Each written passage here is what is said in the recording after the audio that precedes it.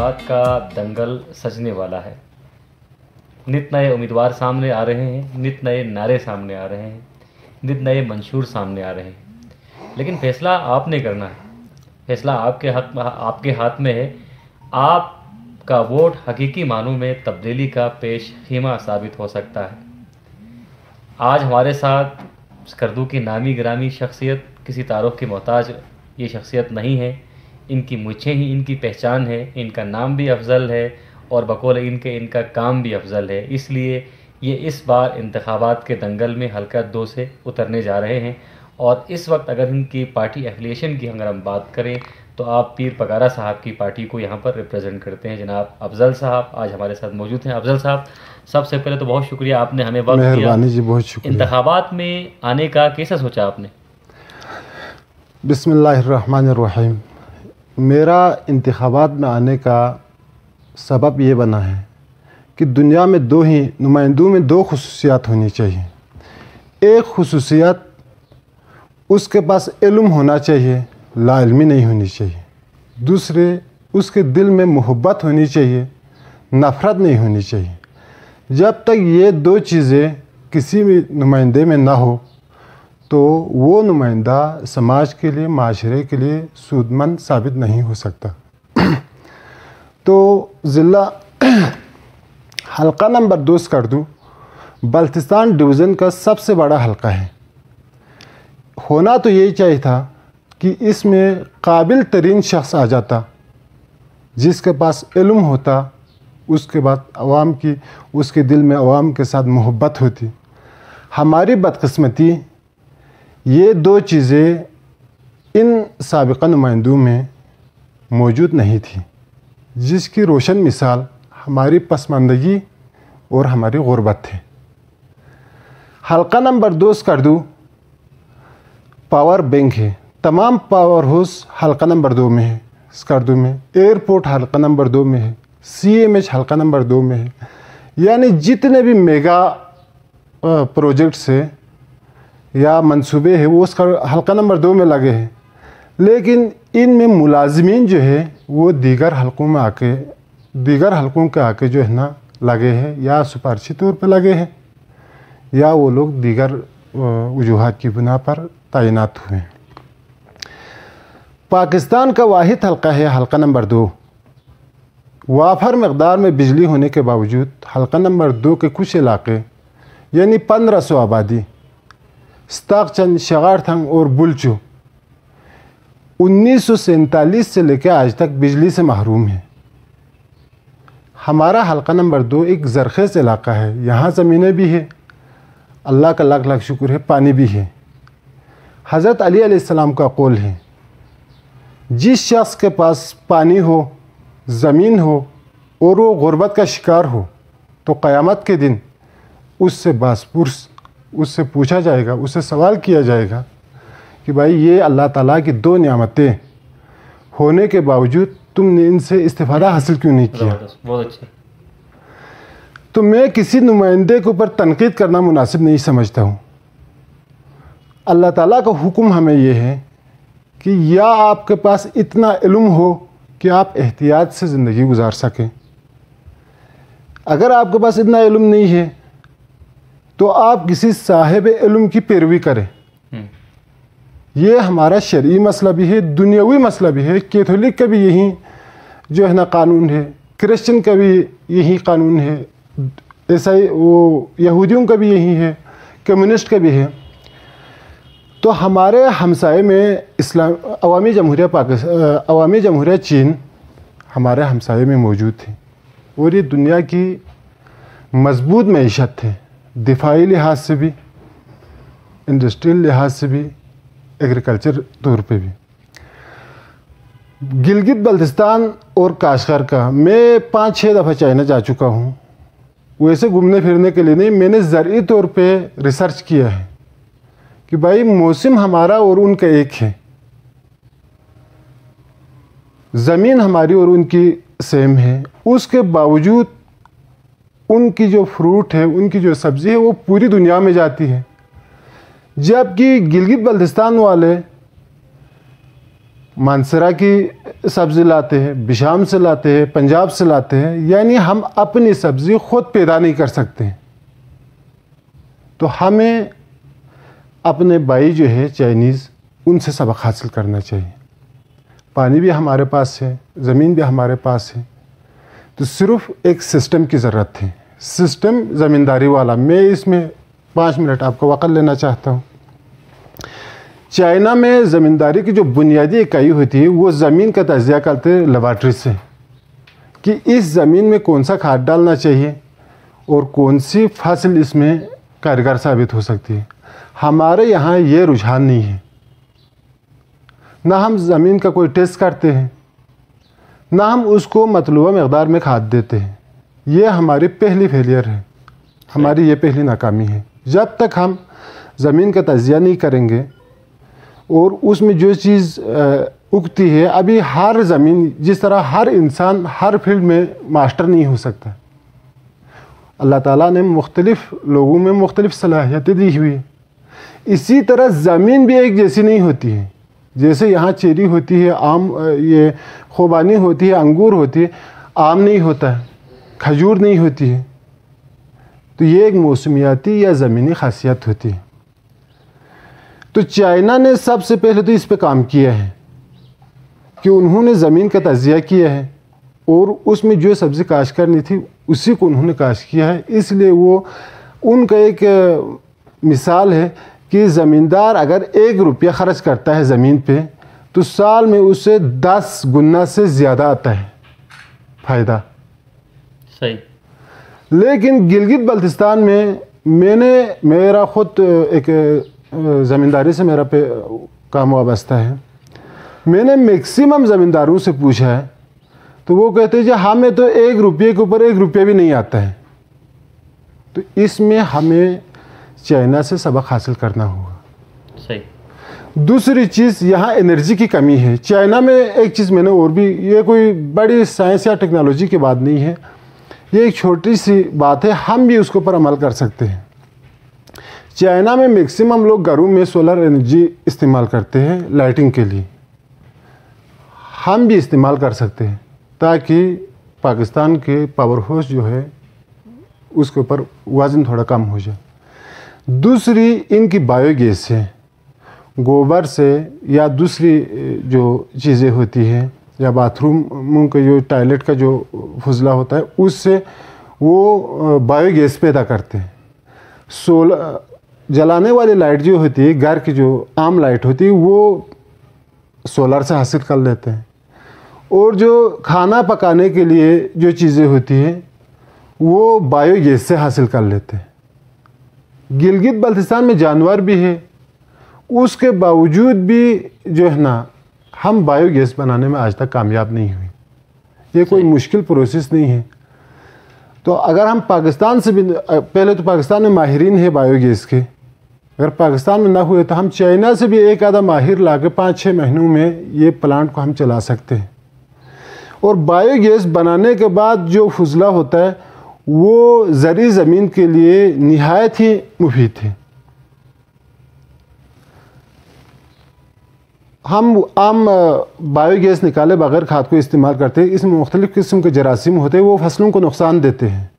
جب اس سے گیس نکل جاتی ہے یا وہ مراحل سے گزر جاتی ہے بایو گیس نکالنے کے بعد، تو اس کا فصلوں کے لیے کوئی نقصان نہیں ہے، فائدہ ہی فائدہ ہے.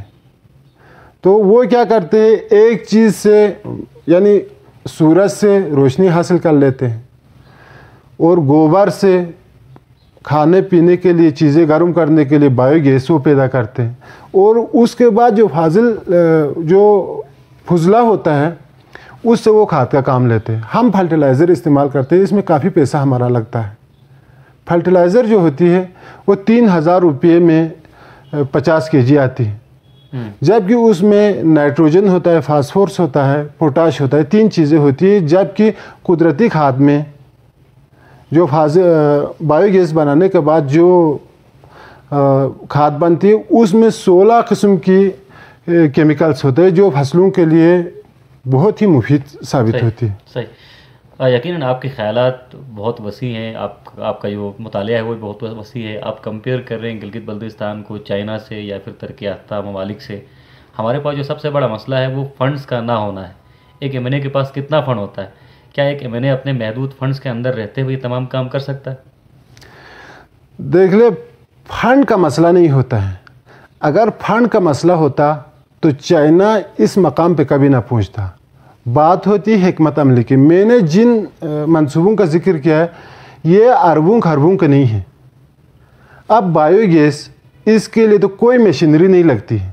اس میں تو ایک ڈرم لگانا ہے اور اس پہ ہو جاتی ہے. ایگریکلچر، تو کیا آپ یہ سمجھتے ہیں کہ ہمارے جو منتخب نمائندے تھے جنہوں نے اب تک یہاں پر حکومت کی ہے یا عوام کی نمائندگی کی ہے، وہ ان چیزوں سے ناآشنا تھے، یا ان کے اندر علاقے کے لیے کچھ کرنے کی صلاحیت نہیں تھی، یا پھر ہمدردی نہیں تھی؟ میں 1994 سے ووٹ کاسٹ کر رہا ہوں. میرے ان نمائندوں کے ساتھ، کچھ نمائندوں کے ساتھ قریبی تعلقات بھی رہے ہیں. انہوں نے کبھی چائنا کا دورہ کیے ہی نہیں ہے. ان کے پاس یہ فارمولہ تھا ہی نہیں، ان کا ویژن ہی نہیں ہے. اور ان میں ایک خطرناک روش ہے. وہ لوگوں کو کہتے ہیں جی ہم آپ کو ملازمتیں دیں گے، یعنی ہم آپ کو نوکریاں دیں گے. نوکری کا لفظی معنی ہے غلامی. میں اس چیز کے خلاف ہوں. آپ کے منشور میں نوکری دینا شامل نہیں؟ نوکری نہیں ہے. میں ہر بندے کو دستیاب وسائل میں باروزگار دیکھنا چاہتا ہوں. چائنا میں، پاکستان میں جی بی کا میں نے ایک دفعہ سنا تھا کہ 17 یا 18% لوگ ملازمت کر رہے ہیں، اور چائنا میں 2% کر رہے ہیں. باقی 98% سمال بزنس کر رہے ہیں. یہاں گلگت بلتستان میں پولٹری کی کافی کیپیسٹی ہے، ڈیری کی کیپیسٹی ہے، فروٹ کی ہے، سبزی کی ہے. کون سی چیز ہے جس کی یہاں پہ مارکیٹ نہ ہو؟ یہ کوئی اربوں خربوں کی تو میں بات ہی نہیں کر رہا ہوں. یہ تو 7 کروڑ ایک ایم این اے کے پاس، ایک ممبر گلگت بلتستان اسمبلی کے پاس 7 کروڑ آتا ہے. اگر 7 کروڑ نہ آئے، 2 کروڑ بھی آئے، تو 15 سالوں میں انہوں نے کتنی نہریں بنائی ہیں، کتنی زرعی تحقیقات کے لیے سینٹر بنائے ہیں، کتنے ماہرین زراعت لا کے عوام کو انہوں نے موٹیویٹ کیا ہے کہ آپ یہ کام کریں تو آپ کو فائدہ ہو سکتا ہے. جس طرح آپ نے فرمایا کہ آپ کے قریبی مراسم تھے کچھ ایم این ایز کے ساتھ یا کچھ نمائندوں کے ساتھ، کبھی آپ نے اپنے آئیڈیاز ان کے ساتھ شیئر نہیں کیے؟ کیا انہوں نے آپ کے آئیڈیاز کو ویلکم نہیں کہا؟ نہیں، ان کا فارمولہ ہی کچھ اور تھا. میں ان کی 3 خامیاں تھیں سابق نمائندوں کی. میں ان خامیوں کا ذکر کرنا چاہتا ہوں یہاں پہ. ان نمائندوں نے الیکشن میں آنے کے لیے صرف 3 افراد کو استعمال کیا تھا.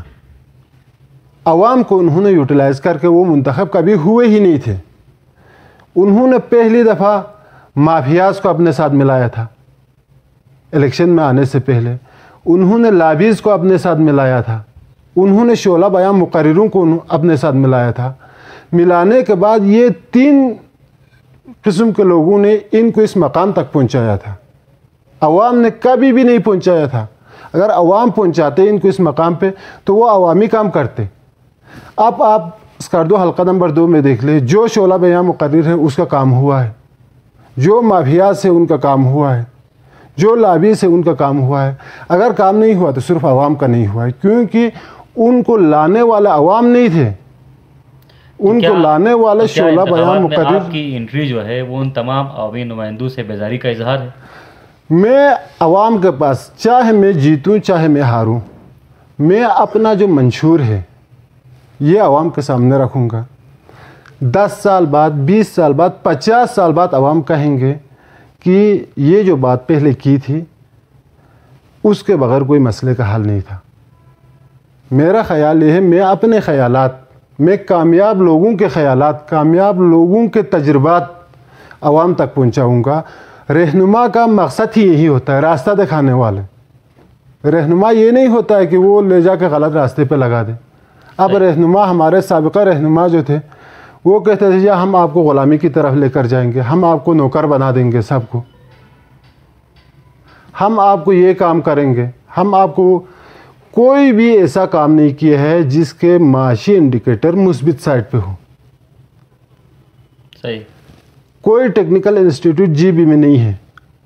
یہ ہمارے سیاسی نمائندوں نمائندوں کی کم علمی اور کم عقلی کی واضح نشانی ہے. اس سے بڑی نشانی ہو ہی نہیں سکتی ہے. آزاد کشمیر ہم سے کچھ آبادی زیادہ ہے، اس کے باوجود وہاں لا کالج ہے، زرعی کالج ہے، ٹیکنیکل انسٹیٹیوٹ ہے. گلگت بلتستان میں نہ ہونے کی بنیادی وجہ کیا ہے؟ یعنی ہم نے کبھی عوامی دکھ اور درد رکھنے والے نمائندے کو منتخب ہی نہیں کیا ہے. ہم نے ہمیشہ آنکھیں بند کر کے مافیاز، لابی اور شعلہ بیاں مقرروں کی باتوں کے اوپر ہم نے عمل کیا ہے. اس کا نتیجہ یہی ہونا تھا جو ہوا ہے. صحیح. آپ پارٹی ایفیلیشن کی طرف آتے ہیں. نظریاتی طور پر کس پارٹی کے آپ کارکن رہے ہیں؟ اس وقت تو آپ جناب پیر پگارا صاحب کی پارٹی میں ہیں، پاکستان مسلم لیگ نون، مسلم لیگ فنکشنل. کیسے آپ کو خیال آیا کہ یہ جماعت بہتر ہو سکتی ہے دیگر جماعتوں سے؟ میری ساری زندگی نوکری کے جو ایام ہے وہ تو ایک غیر سیاسی زندگی ہوتی ہے، کیونکہ گورنمنٹ آف پاکستان سے تنخواہ لے کے بندہ کسی سیاسی پارٹی کے لیے کام نہیں کر سکتا. یہ ہمارا قانون اجازت نہیں دیتا ہے اس چیز کا بھی، اور معاشرتی طور پہ بھی ایسا نہیں ہونا چاہیے. میری باقی جو زندگی ہے وہ میری پیپلز پارٹی کے ساتھ منسلک رہی ہے. 5 سال پیپلز پارٹی نے گلگت بلتستان میں حکومت کی، تو ان کی حکومت بھی تقریباً بہتر رہی ہے. اس کے بعد مسلم لیگ نون اور پی ٹی آئی کی حکومت جو ہے مجھے ان میں کوئی خوبی نظر نہیں آتی.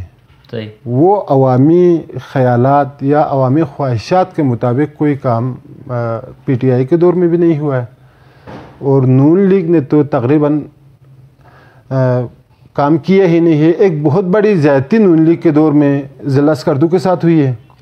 وہ یہ ہوئے کہ بلتستان ڈویژن 4 اضلاع پر مشتمل ہے.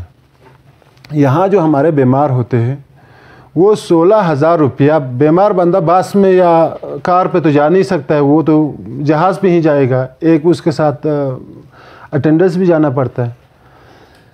تو ہمارے یہاں جو بیمار ہوتے ہیں وہ 16-17,000 روپے خرچ کر کے دے کر جہاز میں پنڈی چیک اپ کے لیے جاتے ہیں. تو یہاں ہماری جو مشینیں ہیں جی گلگت میں، M R I machine Gilgit میں 5 کلومیٹر کے فاصلے پہ 2 مشینیں لگی ہوئی ہیں، جبکہ اسکردو یہ بلتستان ڈویژن کے 4 اضلاع کے لیے ایک مشین کا نہ ہونا مسلم لیگ نون کی عوام کے ساتھ نفرت کا جو ہے نا منہ بولتا ثبوت ہے. میں اس چیز پہ باقی کچھ ترقیاتی کام بھی ہوئے، ان کی میں تعریف کرتا ہوں، لیکن ایم آر آئی مشین کے بارے میں انہوں نے مجرمانہ غفلت برتا ہے بلتستان کے عوام کے ساتھ، اور بلتستان کے عوام کے ساتھ انہوں نے بہت بڑا دھوکہ کیا ہے میڈیکل کے حوالے سے. کیونکہ گلگت میں اس وقت 7 ہسپتال رننگ حالات میں ہے، اور بلتستان ڈویژن میں بڑی مشکل سے ہمارا ایک ہسپتال ہے، اس میں بھی دوائی نہیں ہے. صحیح. سر میرا سوال پھر وہی رہ گیا کہ پیر پگارا صاحب کی پارٹی میں جانے کا اتفاق کیسے ہوا؟ کیا ان کے نظریات آپ کو پسند آئے؟ نہیں، پیر صاحب پگارا جو ہے، یا ان کی مچھیں بڑی تھی اس لیے آپ گئے؟ پیر صاحب پگارا کی خدمات ہے پاکستان کے لیے، بہت بڑی خدمات ہے. ان کے دادا نے اس ملک کی آزادی کے لیے قربانی دی تھی. تو ان کے نظریات وہ بھی سندھ کے دیہی علاقوں سے تعلق رکھتے ہیں، وہ بھی ترقی پسند لوگ ہیں. صحیح. پیر صاحب پگارو دوسرے سیاستدانوں کی طرح عوام کو بہلا پھسلا کے ووٹ نہیں لیتا، وہ عوام کی خدمت کر کے ووٹ لیتا ہے. اور میں بھی انشاءاللہ عوام کو دھوکہ دے کے 50 یہاں بھرتی کروں گا، 50 وہاں بھرتی کروں گا کہہ کے عوام سے ووٹ نہیں لوں گا. میں عوام کو اصل جو ہماری رخ ہے وہ دکھاؤں گا. بھائی ہماری یہ لائن ہے، ہمیں اس لائن پہ چل کے بغیر ہماری ترقی نہیں ہو سکتی. صحیح. آخری سوال کی طرف آتے ہیں سر، کہ بہت سارے لوگ یقیناً انتخاب لڑنے کا اعلان بھی کرتے ہیں لیکن بعد میں کسی کے حق میں بیٹھ جاتے ہیں. کیا افضل بھی ایسا ہی کرنے والا ہے کہ فی الحال انتخابات کا شوشہ اس نے چھوڑ دیا، بعد میں کسی کے حق میں بیٹھ گیا، یا پھر مقابلہ کرے گا؟ انشاءاللہ ہم مقابلہ کریں گے. مقابلہ اس لیے کریں گے کہ دنیا میں 2 قسم کے لوگ ہوتے ہیں، ایک ہوتا ہے مفاداتی، ایک ہوتا ہے حقیقی. ہم مفاداتی نہیں ہیں. اگر ہم نے مفاد حاصل کرنا ہوتا تو ہم 23 سال ہم نے کافی ہمیں موقع ملے تھے مفادات حاصل کرنے کا، ہم نے کبھی مفادات حاصل نہیں کیا. میرا ایک ویژن ہے کہ عوام کو وہ راستے دکھانا جن کے اوپر عمل کر کے بندہ خوشحالی اور ترقی اور خوشحالی کی جانب جاتا ہے. تو میں صرف اپنا پیغام عوام تک پہنچانے کے لیے الیکشن میں آیا ہوں. انشاءاللہ سوال ہی پیدا نہیں ہوتا میں کسی کے حق میں بیٹھ جاؤں. صحیح. بہت شکریہ، بہت شکریہ، آپ نے مہربانی وقت دیا. صاحب. آج آپ نے افضل صاحب کو سنا اور آپ افضل صاحب کو اس توسط سے جانتے تھے کہ ان کی مچھیں بڑی ہیں، لیکن آج آپ کو یقیناً معلوم ہو گیا ہوگا ان کی صرف مچھیں بڑی نہیں ہیں بلکہ ان کے خیالات بھی کافی بڑے. ڈائریکٹر نیوز جناب ذیشان مہدی، کیمرہ مین عنایت انو اور اپنے میزبان محمد علی انجم کو اجازت دیجیے. کسی اور پروگرام میں ضرور ملاقات ہوگی. شکریہ.